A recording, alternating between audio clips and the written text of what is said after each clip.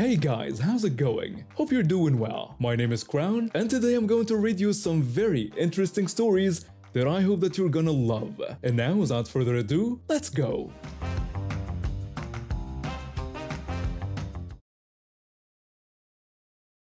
My job at the grocery store in a quiet part of town started 2 years ago, right after I graduated high school. The pay isn't great, but my manager is decent most of the time, and I've made some good friends there. One of them is this guy who started around the same time as me, and we usually work the same shifts. He's got a good eye for troublemakers and isn't afraid to speak up when he sees something wrong.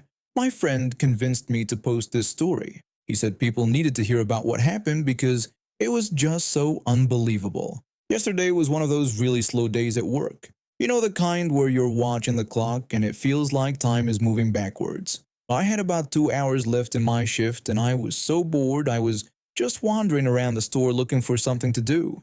I was trying to find my friend to see if he wanted to help me restock some shelves or something. When I was walking toward the produce section, I heard raised voices coming from near the wine aisle. There was also a baby crying, which immediately caught my attention because the crying sounded really distressed. Being curious and having nothing better to do, I decided to check it out. When I got closer, I saw my friend standing there arguing with this woman. She looked to be in her mid-30s with obviously bleached blonde hair and one of those fake tans that makes you look orange. She had this huge baby bag slung over her shoulder and was pushing a stroller with what looked like a really upset baby inside. I walked up to them to see what was going on and maybe help calm things down. The woman looked super annoyed when she saw me coming and actually rolled her eyes when I started approaching. My friend quickly filled me in on what was happening.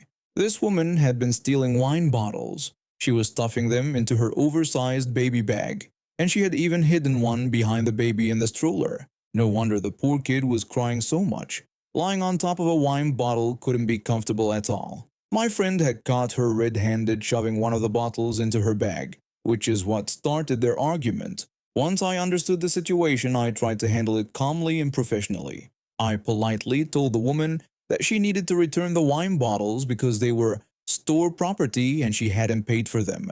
She flat out refused and told me she didn't have to do anything I told her. My friend tried to back me up and keep things reasonable. He told her that he had seen her putting the bottles in her bag and that she needed to give them back so we could forget the whole thing happened. But instead of cooperating, she started getting even more irate. She yelled that she was a tax-paying citizen and basically owned the store. She said we wouldn't have jobs without her and claimed she could take whatever she wanted. The situation was getting way out of hand. Her voice was getting louder and people were starting to stare. I could see other customers stopping their shopping to watch what was happening. The baby was crying even harder now, probably scared by all the yelling. That's when my manager showed up. He must have heard the commotion from wherever he was in the store. My friend and I started explaining what we had witnessed, telling him about the wine bottles and how we had caught her stealing. But while we were talking to our manager, the woman saw her chance and took off running. She just abandoned her stroller right there in the wine aisle and sprinted toward the front of the store. She actually left the baby behind. My manager immediately got on his radio and called our security team. They managed to stop her right at the entrance before she could get out of the store. I had to push the stroller with a crying baby over to where the security guards were holding her. When the woman realized she wasn't going to be able to escape, she completely lost it. She reached into her bag, pulled out one of the stolen wine bottles, and threw it as hard as she could at my manager's head. It missed him by maybe an inch and shattered against the wall behind him. Glass went everywhere. The security guards had to tackle her to stop her from throwing another bottle. She was screaming and fighting them while they tried to restrain her. One of my other co-workers called the police while this was all happening. My manager was furious. I'd never seen him that angry before. He was yelling at the woman about how she could have seriously hurt someone and how she had endangered a baby. The whole front of the store was in chaos. I got stuck with the job of collecting all the wine bottles she had stolen and putting them back where they belonged. My friend was trying to calm down the baby, who was still crying from all the commotion and stress. The police showed up about 15 minutes later and arrested the woman. She was still fighting and screaming even when they put her in handcuffs. They charged her with shoplifting and attempted assault with a deadly weapon because of the wine bottle she threw. But here's where the story gets even crazier. Child Protective Services was called because of the baby situation, and when they investigated, they discovered that the baby wasn't even hers. It was her niece. She was supposed to be babysitting for her sister. The baby's real mother showed up about an hour later, and she was absolutely horrified by what had happened. She apologized over and over to my manager and explained the whole situation to us. The mother told us that her sister was actually a known alcoholic and drug addict, but had been telling the family that she was sober and had gone to rehab. She explained that her sister had been claiming she was clean for 3 years and was getting her life together. She explained that she was a single parent who had to work overtime that day and her regular babysitter wasn't available. Her parents were on vacation, so she had decided to take a chance on her sister watching the baby for a few hours.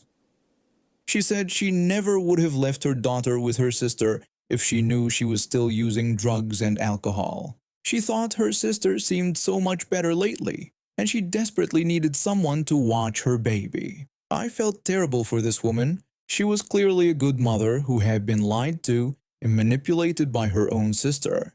Child Protective Services did let her keep the baby, but they said they would be doing a home visit to make sure the baby's living situation was safe. My manager decided to press charges for emotional distress on top of everything else. He said the woman had created a dangerous situation that could have hurt customers and employees. My friend and I did get in trouble for confronting the shoplifter directly. Our store policy is that employees aren't supposed to confront thieves because it can lead to exactly this kind of dangerous situation. We got a formal reprimand, but I honestly don't regret what we did. That baby was in danger and I couldn't just stand by and watch an unstable person potentially harm a child. The woman ended up getting arrested for shoplifting, attempted assault with a deadly weapon, and child endangerment. My manager is pressing all the charges he can. I heard this wasn't her first offense either, so she's probably looking at serious jail time. The whole thing was just insane. I've dealt with difficult customers before, but nothing like this. The fact that she was willing to use her own niece as cover for stealing alcohol and then abandon the baby when she got caught just shows how far gone she was. I hope she gets the help she needs, but more importantly, I hope that baby stays safe and never has to go through something like this again.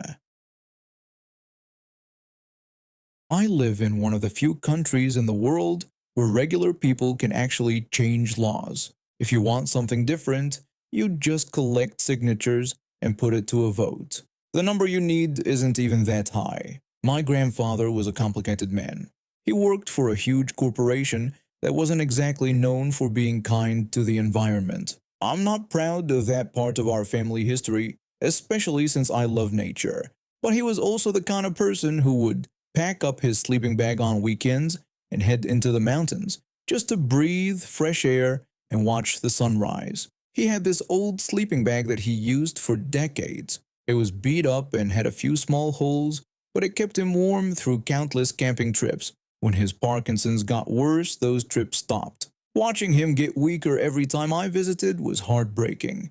He passed away a few years ago, and somehow that old sleeping bag ended up with me. It wasn't worth much money, but it meant everything to me. It reminded me of the healthy, adventurous version of him that I barely got to know. Recently, there was this big protest near my city. A mining company wanted to expand their open pit mine into this beautiful natural area full of wildlife. I actually agreed with the protesters about saving the land, but their approach was just stupid. Instead of collecting signatures for a proper vote, they decided to illegally occupy the mine site. These people were basically camping on the edge of a massive man-made cliff, drinking and getting high while calling it activism.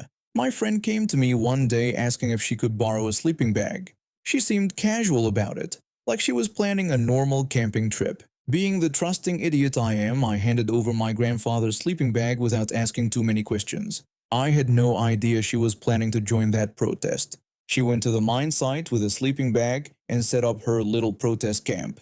But here's where it gets really stupid. She left the sleeping bag lying around while she went off to do whatever protesters do. When she came back, it was gone. She found one of the organizers and asked him if he knew who the sleeping bag belonged to. The organizer told her he had no idea who owned it, so she could just take it if she wanted. Then some random protester overheard this conversation and got excited about finding free camping gear.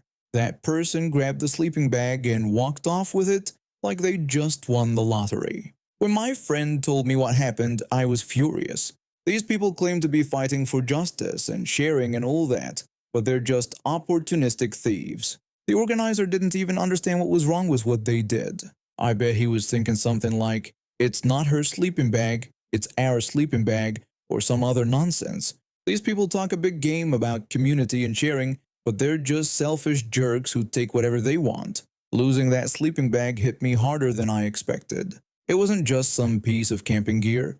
It was one of the few things I had left that connected me to my grandfather when he was still healthy and happy. I went into this weird grieving state, angry at myself for trusting people and angry at them for being such hypocrites. I knew I'd never see that sleeping bag again.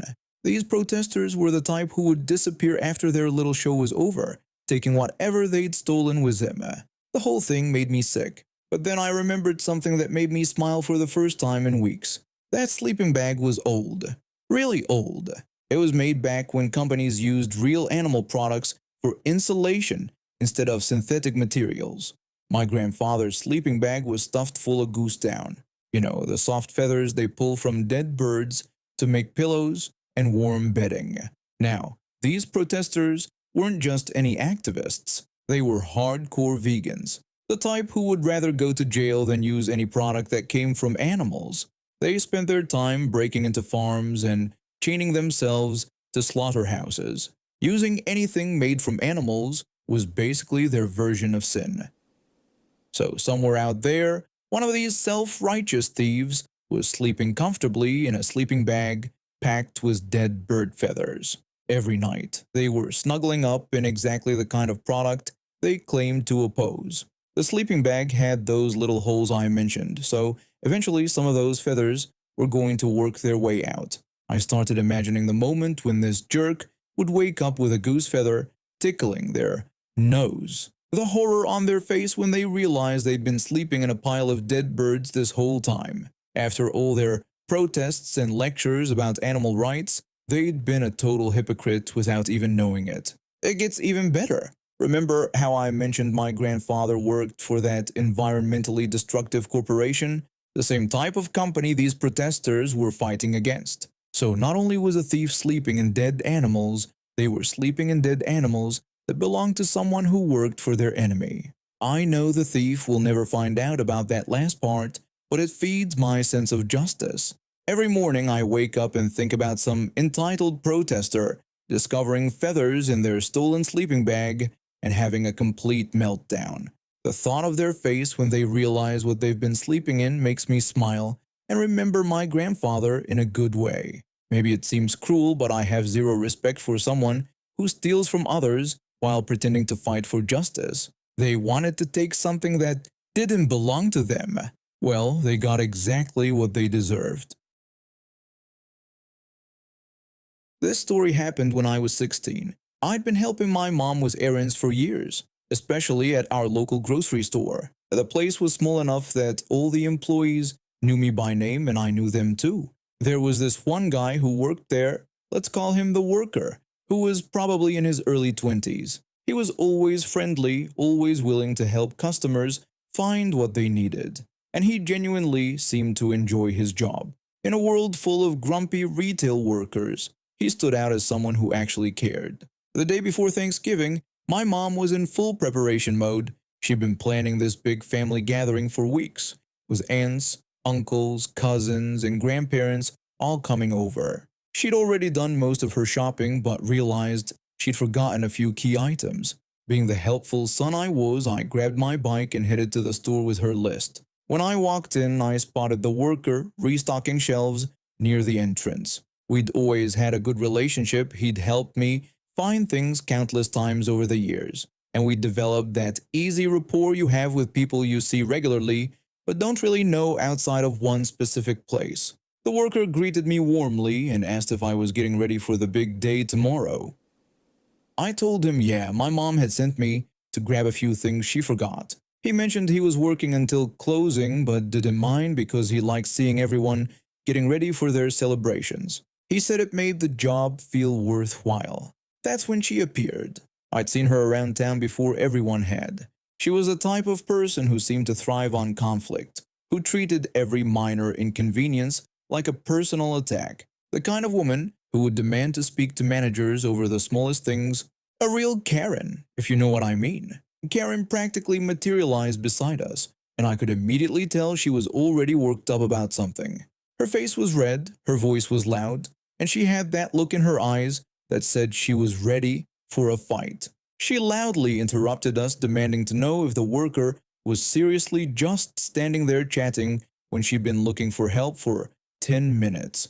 She called it ridiculous and said she had a million things to do while he was just standing around talking to some kid. The worker immediately straightened up and put on his customer service smile, though I could see the tension in his shoulders. He apologized and said he was just finishing up with me, but was absolutely available to help her now. He asked what he could do for her. Karen wasn't having any of his fake politeness. She said she'd seen us talking like we were best friends, and that wasn't what she paid good money to see when she came in. She turned to look at me with disgust, like I was some kind of pest. She asked what I was, like 12, and whether I shouldn't be in school or something. She said this was exactly the problem. Grown men standing around talking to little kids instead of doing their jobs. I felt my face get hot. I was 16, not 12, and there was absolutely nothing inappropriate about our conversation. But more than that, I could see where this was heading, and it scared me. Karen said she should call the manager right now. Better yet, maybe she should call the police and report him for inappropriate behavior with minors. I knew he was thinking the same thing I was. That kind of accusation could ruin his life, even if it was completely false. The worker assured her there was nothing inappropriate happening and explained that I was a regular customer and they were just making friendly conversation. He asked her to please let him help her find whatever she needed. Karen got even louder, saying she was sure that's what he told everyone. She was getting louder, and other customers were starting to stare. The worker looked at me apologetically and nodded toward the aisles. He told me he needed to help this customer now and said to take care and tell my mom he said Happy Thanksgiving. I felt this horrible knot in my stomach. I wanted to speak up, to tell her she was wrong, to defend him, but I just stood there like a coward, watching her drag him away while she continued her accusations. My parents always taught me to be respectful, to not cause trouble, to let adults handle adult problems.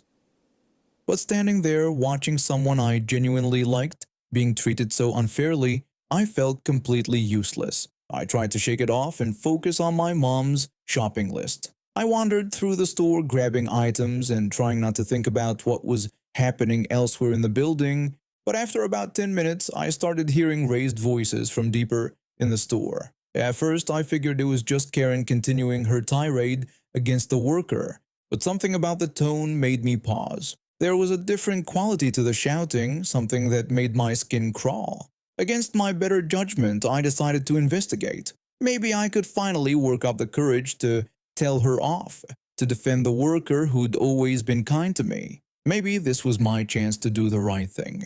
I followed the sound of voices toward the back of the store, past the deli counter, and into the section where they kept the specialty items. When I got closer, I realized the shouting was all coming from Karen. There was no other voice responding.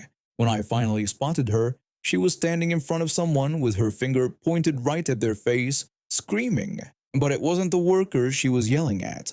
It was someone I recognized immediately, and my blood ran cold. Everyone in town knew about him. We'll call him the dangerous man because that's what he was. He'd been in and out of prison for years, involved in gang activity, convicted of violent crimes.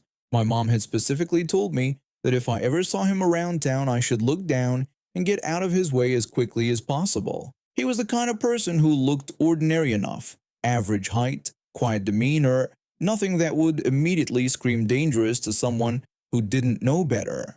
But there was something about his eyes and the scar running down the left side of his face that made it clear he wasn't someone you wanted to mess with. Karen was completely oblivious to any of this. Karen was demanding to know if he was listening to her. She yelled that she'd said he needed to watch where he was going because he'd knocked everything out of her hands. The dangerous man just stood there, staring at her with completely blank eyes. He didn't say a word, didn't move, didn't react at all, which seemed to make Karen even angrier. Karen asked if he was deaf and said she was talking to him.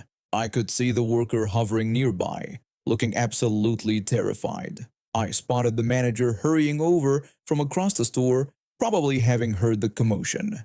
The manager tried to calm things down, asking Karen to please just settle down. But Karen told him not to tell her to calm down. She complained that this man had run right into her, and now he was just standing there like an idiot. She was so focused on getting a reaction that she didn't notice the way everyone else was backing away. The dangerous man still hadn't said a single word, but there was something in his posture that made my survival instincts kick in.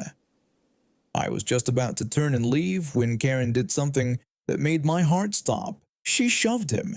It wasn't a hard shove, just enough to get his attention. But the moment her hands made contact with his chest, I knew she'd made a terrible mistake.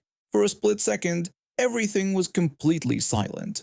The dangerous man looked down at his chest where she'd pushed him, then back up at her face. His expression hadn't changed at all. Then, so fast I almost missed it, his hand moved. Karen looked down at her stomach with a confused expression, like she couldn't understand what she was seeing. There was blood soaking through her shirt, spreading outward from where his knife had found its mark. She didn't even scream at first. She just stood there looking down at herself with this bewildered look on her face. It took several seconds before she seemed to realize what had happened. Then the screaming started. Karen cried out that, oh my God, he'd stabbed her. She collapsed to the floor, blood pooling around her. The dangerous man just stood there, holding the knife, looking calm. Chaos erupted in the store. Customers were screaming, running for the exits. The manager was shouting into his phone, calling for police and ambulances. The worker was pressed against the wall, looking like he was about to be sick. The manager pleaded with the dangerous man to please put the knife down, saying they could talk about it. But the dangerous man didn't run. He didn't threaten anyone else. He just stood there, waiting, like he knew what was coming next. The police arrived within minutes. Apparently the manager had called them when Karen first started causing trouble. They had no problem subduing the dangerous man. He didn't resist at all when they cuffed him. The paramedics worked on Karen while she moaned and cried on the floor. There was so much blood I was sure she was going to die right there in the grocery store. I managed to stumble out of the store and bike home, leaving my mom's shopping list completely forgotten. When I told her what happened, she went white. My mom asked if I was okay and whether I'd seen it happen. I told her I'd seen the whole thing and that Karen just wouldn't stop. She kept pushing and pushing until she pushed the wrong person. Mom said that poor woman, but wondered what she was thinking, confronting him like that. I said I didn't think she knew who he was, or maybe she did and just didn't care. We found out later that Karen survived. The knife had missed her vital organs, though she'd need surgery and a long recovery. A few months later, I saw her walking with crutches, moving slowly and carefully like someone who'd learned to be more aware of the world around her. The dangerous man went back to prison, adding assault with a deadly weapon to his already lengthy record. From what I heard, he was looking at a long sentence, especially with his prior convictions. I went back to the store a few days later to finally get my mom's items and to check on the worker. He was still shaken up by what he'd witnessed. The worker told me he kept thinking about what could have happened if she'd kept going after him instead of bumping into the dangerous man. He said she was so angry, so determined to cause trouble. I apologized for not saying anything when she was yelling at him, explaining that I wanted to but just froze up. The worker told me not to apologize. He said there was nothing I could have said that would have changed her mind because some people are just determined to find conflict wherever they go. He told me what had led up to the stabbing. After dragging him around the store and continuing her accusations, Karen had been walking backward while still yelling at him when she bumped into the dangerous man. She'd caused him to drop what he was carrying, and instead of apologizing, she'd immediately started screaming at him about watching where he was going. The dangerous man had just stood there, staring at her with those dead eyes, saying nothing. This had only made her angrier, and she'd spent 5 minutes screaming in his face while the worker and manager tried to calm her down and get her away from him. When she finally shoved him, it was like she'd flipped a switch. The dangerous man had reacted with swift, brutal efficiency, the way someone reacts when they've spent years in situations where violence is the only language that matters. I still think about that day sometimes. Part of me wonders if there's some kind of cosmic justice in what happened. Karen spent her time terrorizing innocent people, making their lives miserable with her entitled behavior, and eventually she ran into someone who wouldn't tolerate it. But mostly I think about how close I came to witnessing something even worse. If the dangerous man had decided to keep going, if he'd turned on the other customers or employees, that grocery store could have become a crime scene in the worst possible way. Karen brought it on herself. She made a career out of bullying people who couldn't fight back, of using her privilege to make retail workers' lives miserable. She threw around serious accusations that could have destroyed an innocent man's life, all because she was inconvenienced for a few minutes. When she finally picked a fight with someone who fought back, she learned that not everyone in the world is required to tolerate her behavior. Some people don't care about customer service policies or social norms. Some people will give you exactly the energy you bring to them. The worker still works at that store, and he's still friendly and helpful. And now we have reached the end of today's stories. Thank you for watching, and see you next time.